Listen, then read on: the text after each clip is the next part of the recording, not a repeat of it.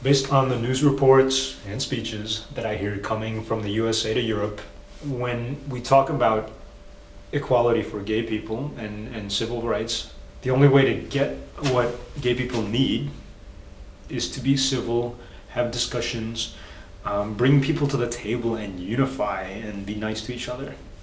Now, rationally, I know that's actually the truth. That's the best idea if you want to get somewhere. On the other hand, I cannot act rationally when it comes to those issues, only because when I think about all the damage that has been done to me personally, as well as to all the current kids who are gay growing up today, because of laws against gay people, as well as a culture against gay people, I get enraged.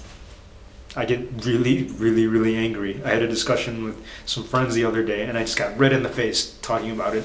People may say, get over it. You're a second class citizen, but you can live with that for now and things will change in the future. And okay, I know logic is on my side and people in America in overall are good and good people will change the world for the better eventually. Doesn't change the fact that now it just sucks in a lot of ways. Still can't get married, still can be fired for being gay, anti-gay bias everywhere, frankly. And I think it's natural to be angry.